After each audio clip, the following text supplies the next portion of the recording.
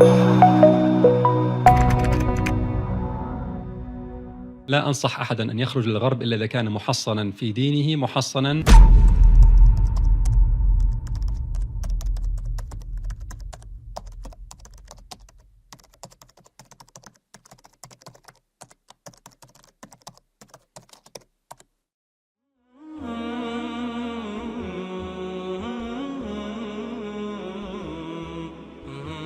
السلام علیکم. салом ва раҳмати аллоҳ бар шумо бод. дар ду барномаи гузашта мо шарҳ додем ки далели вуҷуд доштани офаридгор ин худи мавҷудот аст, зеро мавҷудияти махлуқот ва комилии онҳо ҳатман ба вуҷуди холиқ ишора мекунанд.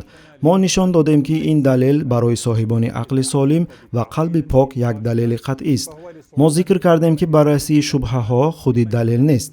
агар ту дар ин баҳсҳо душворӣ ҳис кунӣ, ин ба сабаби душвории фаҳмондани чизҳои равшан ба касест ки дар масъалаҳои равшан баҳс мекунад, на ба он хотир ки исботи вуҷуди Аллоҳ кори душвор аст. шакку шубҳа кунанда метавонад ба ту бигӯяд: ту исботи вуҷуди офаридгорро чунон мегӯӣ ки махлуқот ва комилии онҳо вуҷуд доранд.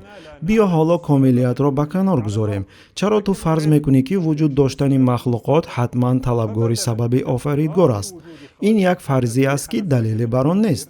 бале, мо намедонем ки чаро ҳаёт дар рӯи замин оғоз ёфт, вале шояд илм дар оянда сабабашро кашф кунад. пас чаро фарз кунем ки офаридгор ҳаст, то танҳо фикр карданро осонтар гардонем?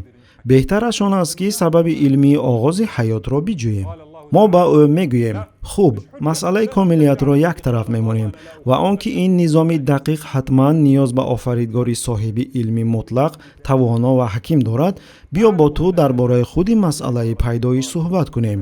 аллоҳи мутаал фармудааст. на, ин далел нест. ба ман нагӯ ки Аллоҳ фармудааст, чунки ман аз аввал вуҷуд доштани Аллоҳро қабул надорам. ман ба ту он далелро меорам ки дар дохили суханони Аллоҳ аст. ман медонам ки ту ибораи Аллоҳ фармудаастро намеписандӣ, пас бигзор ин ибора барои ман бошад. ту бошад бо ман далелеро муҳокима кун ки ба назари ман сухани Аллоҳ аст. хуб. Аллоҳи таоло фармудааст: оё онҳо бидуни сабаб офарида шуданд? ё худ офаридгоранд? ё онҳо осмонҳову заминро офариданд? на, онҳо эътиқоди қатъӣ надоранд. оё онҳо офарида шуданд? эй инсон, кист ки туро офаридааст? яъне чӣ сабаб шуд ки баъд аз он ки вуҷуд надоштӣ ба вуҷуд омадӣ? имконоти мавҷуд кадомҳоянд? якум, туро нестӣ офаридааст. дуюм, худ худро офаридаӣ. сеюм, касе туро офаридааст. ду варианти аввал равшан ботил мебошанд. нестӣ чизеро офарида наметавонад. эй инсон, ҳатто баъд аз он ки вуҷуд дорӣ, наметавонӣ умри худро як рӯз зиёд кунӣ, наметавонӣ пирӣ ва маргро боздорӣ, ҳолон ки тани солим ва ақли комил дорӣ. пас чӣ гуна метавонӣ бигӯӣ ки худро аз нестӣ офаридаӣ? эҳтимоли сеюм боқӣ мемонад ки туро як сабаби хориҷӣ офаридааст. ту мегӯӣ: ман аз нутфаи падарам ва тухмҳуҷраи модарам ба вуҷуд омадам. хуб, аммо ин сабабро кӣ офаридааст? ту мегӯӣ: ту ниҳоят ба одам мерасӣ ки ӯро Аллоҳ офарид. ман бошам мегӯям: аз ҳуҷайрае ки инкишоф ёфт. мо ба мувофиқа намерасем. на, тоқат кун. фарқ надорад мо пайдоиши инсониятро чӣ гуна мефаҳмонем. дар ниҳоят ин силсила бояд дар ҷои қатъ шавад. ҳатто агар мо розӣ нашавем ки ин нуқтаи қатъӣ маҳз куҷост, худи зарурати доштани оғоз равшан аст. силсилаи сабабҳо наметавонад ба гузашта бепоён идома ёбад. ин номумкин аст. чаро силсилаи бепоёни сабабҳо номумкин аст? ман инро қабул надорам. ин аст мушкили шумо, ки фитрат ва мантиқи равшанро ки далел талаб намекунад рад мекунед. силсилаи беохир номумкин аст, зеро он маъно дорад ки ҳеҷ чиз ҳаргиз худ аз худ рух намедиҳад. чаро? ман ба ту мисол меорам. тасаввур кун як зиндониро амр кардан ки озод шавад, аммо посбон мегӯяд: ман ӯро раҳо намекунам, то вақте фармондеҳам нагуфтааст. фармондеҳ мегӯяд: ман амр намедиҳам, то вақте фармондеҳи ман амр накунад, ва ҳамин тавр беохир. дар ин ҳолат зиндонӣ ҳеҷ гоҳ раҳо намешавад. аммо агар мо бубинем ки ӯ дар воқеъ раҳо шудааст, пас бо яқин гуфта метавонем ки силсила дар ҷои қатъ шудааст, дар назди касе ки амри раҳоии ӯро додааст, бе он ки фармонро аз дигаре интизор шавад. ҳамин тавр дар мисоли сангҳои домино, агар бубинӣ ки онҳо яке пас аз дигаре меафтанд ва бидонӣ ки ҳар як санг намеафтад то вақте пешинааш наафтад, пас бо яқин гуфта метавонӣ ки санги аввалро касе ҳаракат додааст. تو نمیتوانی بگویی که این به آغاز شروع شده است. در مورد ما نیز همین طور است. اگر هر مخلوق تنها با یک مخلوق پیش از خود پیدا شود و این به آخر ادامه یابد، پس هیچ چیز وجود نخواهد داشت. اما مخلوقات وجود دارند. پس سلسله سبب ها قطع شده است. آن به یک سبب اولین رسیده است که خود آن سبب ندارد. این سبب اول یا وجودش پیش از نیستی بود یا نبود.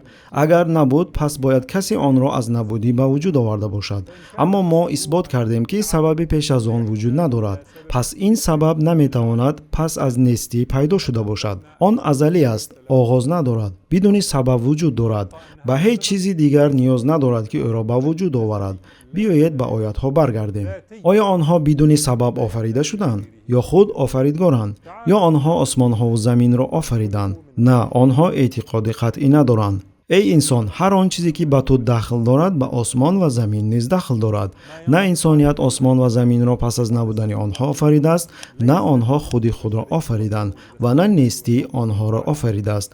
پس آنها حتما آفریدگاری دارند. شک و شبهه کننده میگوید خوب بگذار اگر ما قبول کنیم که باید یک سبب اول وجود داشته باشد، چرا شما او را الله مینامید و به او اینقدر صفاتها را نسبت میدهید؟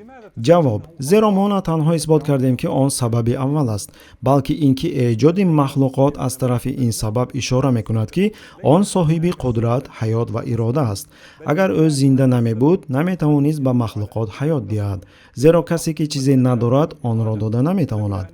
با اراده خود آفریدن مخلوقات را خواست و با قدرت خود آن را عملی کرد. وقتی ما به کاملیت آفرینش او و به تفصیلات آن نظر میاندازیم میبینیم که این باز به صفاتهای زیادی دیگر اشاره میکند: ربوبیت، علم، حکمت، رحمت، عظمت، قیومیت و غیره. به طور ساده بگویم این آفریدگار با چنین صفاتها همان ذات است که در اسلام الله نامیده می شود. از این رو ایمان به وجود الله تنها یک حسیات یا اعتقادی کورکورانه نیست، بلکه داوری منطقی، ذهنی و قطعی دلیلی است. غیر از این هستی او یکی از حقیقت‌های فطری نیز می باشد، چنانکه ما در سلسله دلیل‌های فطری بر وجود الله آن را شرح دادیم. ایمان ما به وجود الله بر گرفتن علم از اکسیومه‌های ضروری منطقی اساس یافته است. ما نمیگوییم، ما نمیدانیم که کائنات را کی آفریده است، بنابراین فرض میکنیم که الله هست تا این را شرح دهیم. نه، ما میگوییم خلاصه ضروری منطقی عقل نشان می‌دهد که کائنات حتما آفریدگاری دارد، ازلی که او را کسی نآفریده است و این آفریدگار بعضی صفات‌های معین دارد. ما نمیگوییم سلسله سبب‌ها به انتهایی می‌رود و ما خواستیم آن را قطع کنیم، پس از تنبلی فکری خدا را ایجاد کردیم. نه، دلیل ما بر اساس امکان ناپذیری عقب روی به انتهای سبب ها است، زیرا نتیجه منطقی آن انکار کردن تمام وجود می باشد که آن با حسیات و عقل مناقض است. وقتی اتئیست میگوید شاید در آینده علم سبب حیات را کشف کند، ما میگوییم هرچی که علم کشف بکند هرگز اثبات نخواهد کرد که نیستی حیات را به وجود آورده است، یا که حیات خود را آفریده است، یا که سبب حیات به یک سلسله به انتهای برمیگردد. علم نمیتواند چیزی را کشف کند که با اکسیومه های روشن عقلی مخالف باشد، زیرا انکار کردن این اکسیومه ها برابر است با نابود کردن خود علم تجربوی، چنانکه ما در برنامه پنجم بیان کرده بودیم. در برنامه آینده به سوال زیرین پاسخ خواهیم داد: خوب، اگر الله مخلوقات را آفریده باشد، پس الله را کی آفریده است؟ من خلق الله. و السلام علیکم و رحمت الله. تماشابینان گرامی، اگر خواهید که نوارهای ما زود برآیند، پس زیر کردن تکمچه لایک را فراموش نکنید. البته به شبکه ما ابونه شوید و نوارهای ما را به دیگران رسانید، زیرا رساننده مثل عمل کننده صاحب مکافات می‌گردد.